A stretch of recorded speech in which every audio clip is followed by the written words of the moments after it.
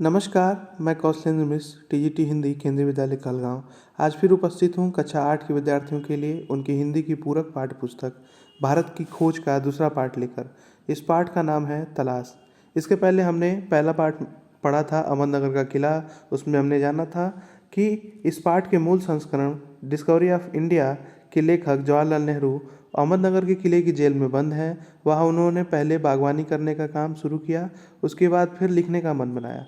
लिखने के क्रम में वो सोच विचार कर रहे थे कि उन्हें क्या लिखना होगा, तो उन्होंने भारत के अतीत की बातों को वर्तमान के साथ संबंध बनाकर लिखने का निर्णय लिया। इस कार्य में उनका सहयोग किया। विचार विमर्श करने में उनके साथ वहाँ पे अन्य बंदी जो कि भारत के विभिन्न देशों से विभिन्न भाषाओं से संबंध रखते थे। तो आज हम अगला पाठ पढ़ते हैं। इसका नाम है तलाश, भारत के अतीत की झांकी। बीते हुए सालों में मेरे मन में भारत ही भारत रहा है। इस बीच मैं बराबर उसे समझने और उसके प्रति अपनी प्रतिक्रियाओं का विश्लेषण करने की कोशिश करता रहा हूँ। मैंने बचपन की ओर लौटकर याद करने की कोशिश की कि मैं तब कैसा महसूस करता था।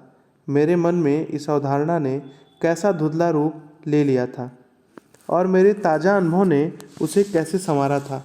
आखिर यह भारत है क्या? अतीत में यह किस विशेषता का प्रतिनिधित्व करता था? उसने अपनी प्राचीन शक्ति को कैसे खो दिया? क्या उसने इस शक्ति को पूरी तरह खो दिया है?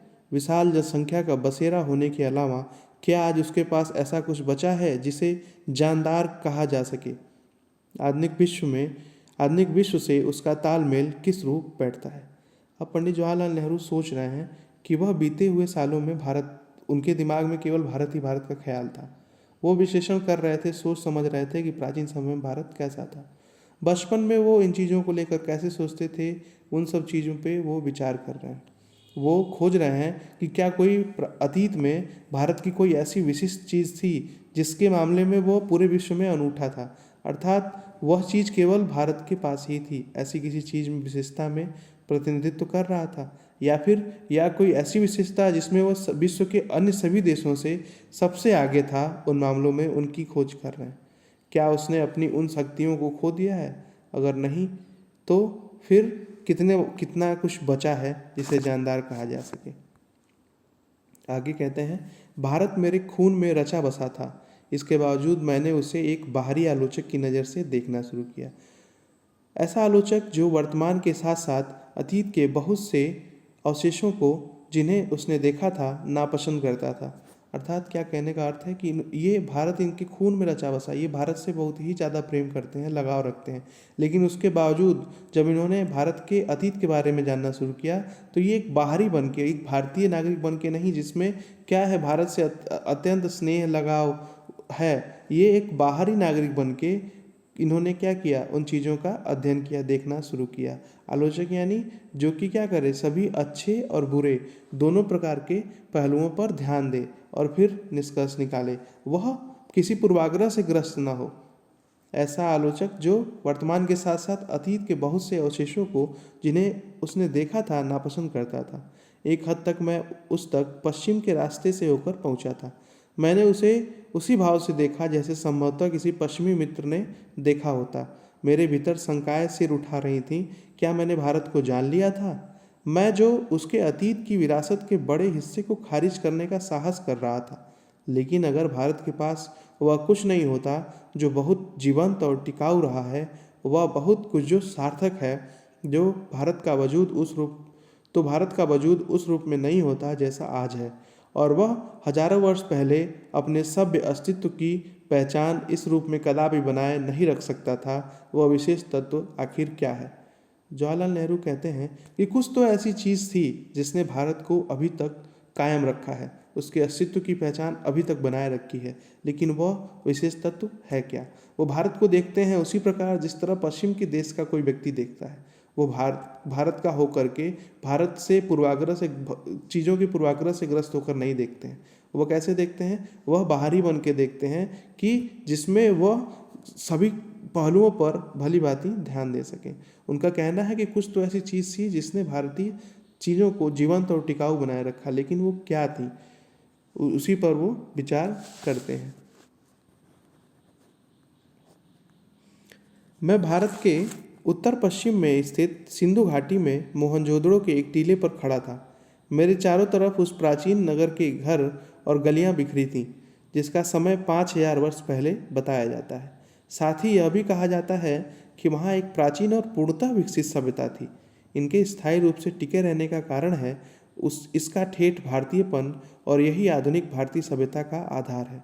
यह विचार आश्चर्यचकित कर देता है कि कोई संस्कृति या सभ्यता इस प्रकार 5-6 हजार वर्ष या उससे भी कुछ अधिक समय तक निरंतर बनी रहे, वो भी बराबर परिवर्तनशील और विकासमान रहकर।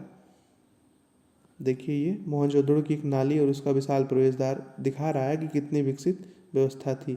मतलब पानी की जो निकासी की जो व्यवस्था इतनी अच्छी है, तो आप कल्पना कर सकते हैं कितनी विकसित व्यवस्था रही होगी। फारस, ग्रीस, मिस्र, चीन, अरब, मध्य एशिया और भूमध्य सागर के लोगों से उसका बराबर निकट संपर्क रहा। यद्यपि भारत ने उन्हें प्रभावित किया और स्वयं भी उनसे प्रभावित हुआ, फिर भी उसका सांस्कृतिक आधार इतना मजबूत था कि वह हिला नहीं। इस मजबूती का रहस्य क्या है? वही चीज़ों को खोज रहे हैं जिन्होंने भारत को एक ऐतिहासिक अच्छापन दिया, ऐतिहासिक एक विरासत दी है। जैसे हम 5000 साल पहले की बात में जो सिंधु घाटी सभ्यता में मोहनजोदड़ो के टीले पर सभ्यता खड़ी थी, उसकी बात कर रहे हैं कि वह प्राचीन और पूर्णतः विकसित सभ्यता थी। इसको स्थायी रूप से टिके रहने का कारण भी बताते हैं और आश्चर्यचकित होते हैं कि कोई व्यवस्था इतने लंबे समय तक कैसे परिवर्तनशील और विकासमान रहती है। इस सभ्यता का विश्व के अन्य देशों से संबंध था और इन्होंने उन सबको प्रभावित किया, अपने गुणों से उन सबको प्रभावित किया। लेकिन वही प्रयास करते हैं कि इस मजबूती का रहस्य क्या है, यही जानने का प्रयास कर रहे हैं। मैंने भारत का इतिहास और उसके विशाल प्राचीन साहित्य के कुछ अंशों को पढ़ा। मुझ पर विचारों की तेजस्विता, भाषा की स्पष्टता और उसके पीछे सक्रिय मस्तिष्क की स्मृति ने गहरा प्रभाव डाला। मैंने उस पराक्रमी यात्रियों के साथ भारत की यात्रा की जो सुदूर अतीत में यहाँ चीन और पश्चिमी और मध्य एशिया से आए थे, अपनी यात्राओं की दास्तान छोड़ गए थे। मैं पूर्वी एशिया, अंगकोर, बोरोबुदूर और बहुत सी जगहों में भारत की उपलब्धियों के बारे में सोचने लगा। यही इनका कहना है। जैसे हम इतिहास का अध्ययन कैसे करें? हम आज के बारे में जानते हैं, आने वाला कल जब आएगा तो हम देखेंगे, लेकिन इतिहास का अध्ययन हम कैसे करें? आपने पढ़ा होगा अपनी कक्षा 6 की किताब में, इतिहास की किताब में, कि हम कैसे पढ़ते हैं। हम पुराने समय के उपस्थित साहित्य का अध्ययन करते हैं। हम अध्ययन करते हैं उस समय के यात्रियों के यात्रा वृत्तांतों का, उन्होंने अपनी यात्राओं में क्या क्या चीज़ें लिखी। हम अध्ययन करते हैं कि अभिलेखों का, पत्थरों का, इन सारी चीज़ों का, उसके मदद से हम इतिहास के बारे में जानते हैं। तो वही उसी क्रम में ये भी अध्ययन प्रारंभ करते हैं। तो पहले प्राचीन विशाल साहित्य के अंशों को पढ़ते हैं, फिर ये यात्रियों के वृत्तांतों के साथ जाते हैं, जो कि विश्व के विभिन्न देशों से आए और अपनी दास्तान, यानी जो भी उन्होंने देखा उसको क्या किया, उसको लिख दिया, उसी को ही दास्तान कहते हैं, वो छोड़ गए।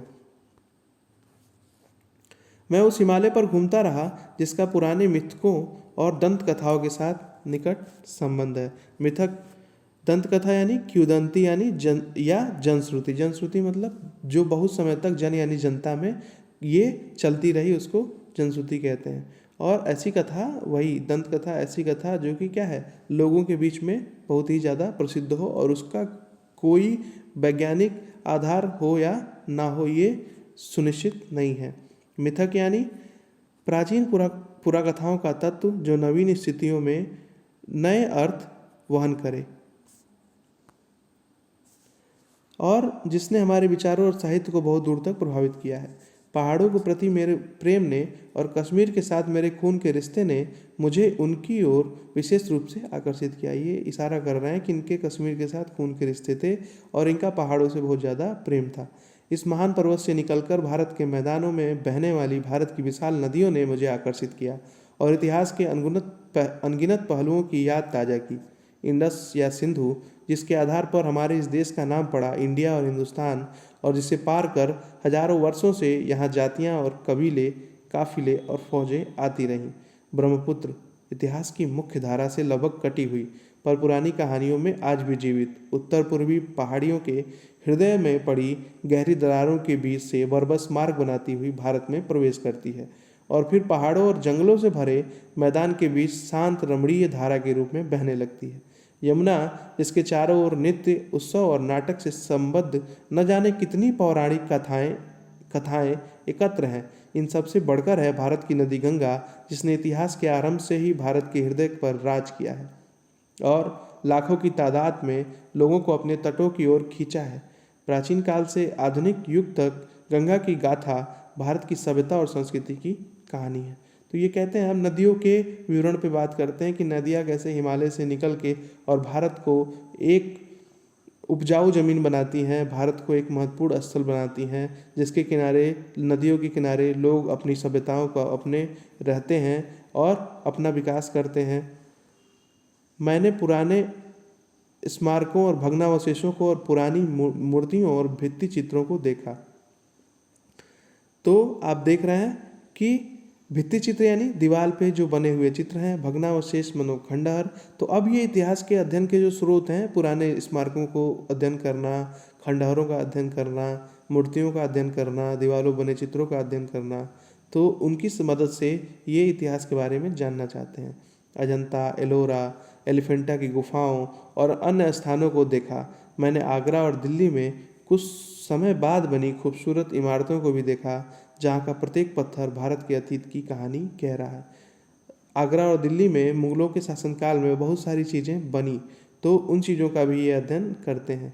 मैं अपने शहर इलाहाबाद में या फिर हरिद्वार में महान स्नान पर्व कुंभ के मेले में जाता हूँ और देखता हूँ कि वहाँ अब भी सैकड़ों और हजारों की तादाद में लोग आते हैं, वैसे ही जैसे हजारों वर्ष से उनके पुरखे गंगा स्नान करने के लिए भारत के सभी कोनों से आते रहे हैं। मुझे 1300 साल पहले चीनी यात्रियों तथा कुछ दूसरे लोगों द्वारा लिखे इन पर्वों के वर्णनों की याद आ जाती है। गोकी उस समय भी ये मेले पुराने पड़ चुके थे और अनजाने प्राचीन काल में गुम हो गए थे। अर्थात ये बात करते हैं कुंभ मेले की। कुंभ मेला लगता है हर 12 साल पे, जहाँ पे ऐसे स्थल पे जहाँ पे संगम होता है। तो 12 साल में कुंभ मेला लगता है और हर 6 साल पे अर्ध कुंभ लगता है। तो ये बात करते हैं कितने सारे लोग बहुत समय से नदियों किनारे इकट्ठा होते रहे हैं। तो नदियाँ भारत की संस्कृति को आगे बढ़ाने में, भारत की एकता को बढ़ाने में बहुत ही महत्वपूर्ण योगदान रखती हैं। मुझे हैरत होती है कि वह कौन सी प्रबल आस्था थी जो हमारे लोगों को अनगिनत पीढ़ियों से भारत की इस प्रसिद्ध नदी की ओर खींचती रही है। वो गंगा नदी के किनारे गंगा नदी से लगाव को जानने का प्रयास करते हैं। वो कौन सी ऐसी आस्था थी जो कि लोगों को इसकी तरफ हमेशा खींचती है। मेरे अध्ययन की पृष्ठभूमि के साथ इन यात्राओं और दौरों ने मिलकर मुझे अतीत में देखने की अंतर्दृष्टि दी। ये जो सारी चीज़ें मैंने की, जितना मैंने अध्ययन किया और जो यात्राओं के विवरणों को देखा, मैंने मूर्तियों को देखा, ये वो कह रहे हैं कि जैसे खंडहरों को देखा, दीवार में बने चित्रों को देखा, तो उसने उन्हें क्या किया, एक अंतर्दृष्टि दी। अंतर्दृष्टि मतलब उनके मन में एक विचार विकसित हुआ कि भविष्य की, भूतकाल की तस्वीर कैसी थी। मेरे मन में भारत की जो तस्वीर थी उसमें धीरे धीरे सच्चाई का बोध घर करने लगा। मेरे पूर्वजों की भूमि में ऐसे जीते जाते लोग आबाद हो गए जो हंसते रोते थे, प्यार करते थे और पीड़ा भोगते थे। इन्हीं में ऐसे लोग भी थे जिन्हें जिंदगी की जानकारी और समझ थी। इस अतीत के सैकड़ों सजीव चित्र मेरे मन में भरे थे। जब भी किसी जगह जाता था, उस विशेष स्थान से संबद्ध चित्र तत्काल मेरे सामने आ खड़ा होता था। बनारस के पास सारनाथ में मैंने बुद्ध को उनका पहला उपदेश देते हुए लगभग साफ देखा। 2500 वर्ष का फासला तय करके उनकी कुछ अभिलिखित शब्द जैसे दूर से आती प्रतिध्वनि की तरह मुझे सुनाई पड़े। अशोक के पाषाण स्तंभ जैसे अपने शिलालेखों के माध्यम से मुझे एक ऐसे आदमी के बारे में बताते थे जो खुद एक सम्राट होकर भी किसी अन्य राजा या सम्राट से महान था। फतेहपुर सिकरी में अपने साम्राज्य को भुलाकर बैठा अकबर विभिन्न मतों के विद्वानों से संवाद और वाद विवाद कर रहा था। वह जिज्ञासु भाव से मनुष्य की शाश्वत समस्याओं का हल तलाश कर रहा था। अब बौद्ध धर्म के संस्थापक महात्मा बुद्ध का विवरण देते हैं। किसी भारत भूमि में इस धर्म के संस्थापक भी आए, उन्होंने अपने उपदेश भी दिए। फिर उनके अनुयायियों पे बात करते हैं, अशोक की बात करते हैं, जिन्होंने उनके मतों को, उनकी शिक्षाओं को पाषाणों पर लिखवाया और लोगों में प्रचार प्रसार करवाया। फिर की अकबर का जिक्र करते हैं, जो कि इन चीज़ों से, साम्राज्य को भुलाकर इन चीज़ों से प्रभावित होकर के विद्वानों से संवाद करता था, जिज्ञासु भाव से मनुष्य की शाश्वत समस्याएं, शाश्वत मतलब हमेशा रहने वाली समस्याओं का हल तलाश रहा था। वो अब भारत की जो महत्वपूर्ण लोग थे, भारत के जो कि जानकार लोग थे, उन पे बात करते हैं। इस तरह भारत के इतिहास की लंबी झांकी अपने उतार चढ़ाव के और विजय पराजयों के साथ जैसे धीरे धीरे मेरे सामने खुलती जा रही थी। मुझे इतिहास के 5000 वर्षों से चली आ रही इस सांस्कृतिक परंपरा की निरंतरता में कुछ विलक्षणता प्रतीत होती है। यह परंपरा जो दूर दूर तक जनता में फैली थी, जिसने उस पर गहरा प्रभाव डाला था। भारत की शक्ति और सीमा। भारत की शक्ति के स्रोतों और उसके पतन और नाश के कारणों की खोज लंबी और उलझी हुई है, पर उसके पतन के हाल के कारण पर्याप्त स्पष्ट हैं। भारत तकनीक के दौर में पिछड़ गया और यूरोप जो तमाम बातों में एक जमाने में पिछड़ा हुआ था, तकनीकी प्रगति के मामले में आगे निकल गया। यही कह रहे हैं कि विज्ञान ने भारत को पिछाड़ दिया। भारत ने तकनीक का, विज्ञान का साथ नहीं लिया और यूरोप ने उसका साथ पकड़ के अपने रास्ते को आगे बढ़ा लिया। इस तकनीकी विकास के पीछे विज्ञान की चेतना थी तथा हौसलामंद जीवनी शक्ति और मानसिकता थी। नई तकनीकों ने पश्चिमी यूरोप के देशों को सैनिक बल दिया और उनके लिए अपना विस्तार करके पूरब पर अधिकार करना आसान हो गया। यह केवल भारत की ही नहीं, लगभग सारे एशिया की कहानी है। पूरा एशिया जो पश्चिमी देशों के पराधीनता में आ गया था, उसका कारण यही था कि पश्चिमी देशों के पास विज्ञान की चेतना आ गई थी। उन्होंने अपनी तकनीकों से अपने सैनिक बल को मजबूत किया और पूरब पर अधिकार कर लिया। ऐसा क्यों हुआ, इस गुत्थी को सुलझाना ज़्यादा मुश्किल है, क्योंकि पुराने समय में तो भारत में मानसिक सजगता और तकनीकी कौशल की कमी थी नहीं, किंतु बाद की सदियों में उत्तरोत्तर गिरावट का आभास होने लगता है। जीवन की लालसा और उद्यम में कमी आ जाती है। छीड़ होती रचनात्मक प्रवृत्ति की जगह अनुकरण की प्रवृत्ति ले लेती है। छीड़ होती मतलब कम होती, रचनात्मक प्रवृत्ति कम हो गई, नया कार्य, अपने मन से कुछ नया खोजने की प्रवृत्ति कम हो गई और अनुकरण, दूसरे जो कर रहे हैं उसको उनके पीछे पीछे चलने की प्रवृत्ति विकसित हो गई। यही क्या बताते हैं, यही ज़्यादातर कारण है पीछे होने के भारत के। जहाँ कामयाबी के साथ विद्रोही विचार पद्धति ने प्रकृति और ब्रह्मांड के रहस्यों को भेदने का प्रयास किया था, वहाँ शब्दाडंबर से लैस भाष्यकार उसकी जगह लेता दिखाई देने लगता है। अब क्या हो गया, केवल वैचारिक जगत की बातों पर ज़्यादा ध्यान दिया जाने लगा और प्रयोग की जो चीज़ें हैं, जिसमें प्रयोग होना चाहिए, उन पे कम ध्यान दिया गया। शब्दाडंबर मतलब केवल बातों बातों से अपने काम निकालने वाला भाष्यकार यानी होता है। भाष्यकार किसे कहते हैं, भाष्य लिखने वाला। भाष्य क्या होता है कि जैसे कोई मूल ग्रंथ की व्याख्या करने वाला जो होता है, उसे ग्रंथ होता है, उसे भाष्य कहते हैं। जैसे पाणिनि थे हमारे संस्कृत के महान व्याकरण, तो उन्होंने एक व्याकरण ग्रंथ लिखा जिसका नाम है अष्टाध्यायी। तो अष्टाध्यायी जैसे ऐसी सामान्य भाषा में नहीं थी और सबके समझने योग्य भाषा में नहीं थी, तो उसको समझाने के लिए, सबके समझ में आए, इसके लिए बहुत सारे लोगों ने उस पर भाष्य लिखे, तो उसके अर्थ ताकि सबके समझ में आए। तो भाष्य यही होता है। भव्य कला और मूर्ति निर्माण का स्थान जटिल पच्चीकारी वाली सावधानी से की गई नक्काशी लेने लगी।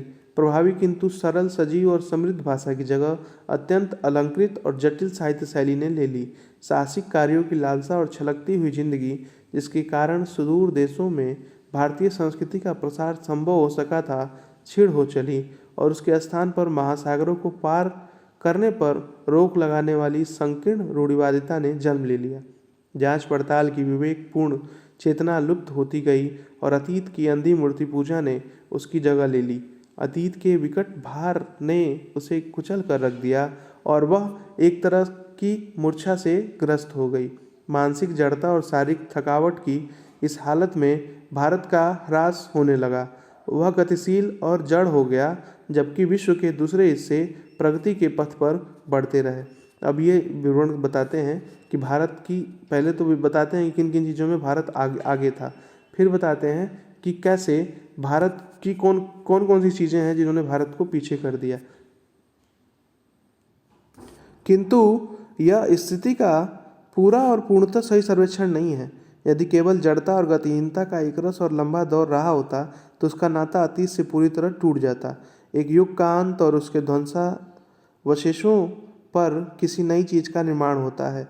इस तरह का क्रमभंग नहीं हुआ और भारत में भी निरंतरता बनी रही। इसके अलावा समय समय पर पुनर्जागरण के दौर आते रहे। नए को समझने और उसे अनुकूल बनाकर कम से कम पुराने के उस अंश के साथ जिसको रक्षा करने लायक समझा गया, उसका सामंजस्य करने के प्रयास साफ दिखाई पड़ते हैं। अक्सर पुराने का केवल बाहरी ढांचा प्रतीक के रूप में बचा रहा और उसकी अंतर्वस्तु बदल गई। ऐसी लालसा जो लोगों को उस लक्ष्य की ओर खींचती है जो पूरी तरह सिद्ध नहीं किया जा सका हो, और साथ ही प्राचीन और नवीन के बीच सामंजस्य स्थापित करने की इच्छा बराबर बनी रहती है। इसी लालसा ने उन्हें गति दी और उन्हें पुराने को बनाए रखने के साथ साथ नए विचारों को आत्मसात करने की सामर्थ्य दी। वो एक पड़ताल करते हैं कि वे कौन सी चीज़ें हैं जिनमें भारत बहुत विकसित था, भारत के पास वो चीज़ें थीं। फिर वो पड़ताल करते हैं कि कौन कौन सी ऐसी चीज़ें हैं जिसकी वजह से वो विशेषताएं भारत से कम हो गई, भारत में कम हो गई या फिर ख़त्म हो गई। तो इसके क्या क्या कारण हैं, और वे कुछ तो ये भी मानते हैं कि वो जो विशेषताएं हैं उनको फिर से उद्घाटित करना कठिन नहीं है, वो पूरी तरह से ख़त्म नहीं है, उन पे हमें फिर से ध्यान देना होगा। और आगे अब हम पढ़ेंगे अगले लेक्चर में भारत की तलाश से। तो यहाँ तक मैं चाहूँगा आप इसको ध्यान से वीडियो को 2 बार देखें और खुद से इस चीज़ को कम से कम 2 बार पढ़ें, क्योंकि ये आपके पठन अभ्यास के लिए और बौद्धिक क्षमता के विकास के लिए बहुत ही लाभदायक होगा। धन्यवाद।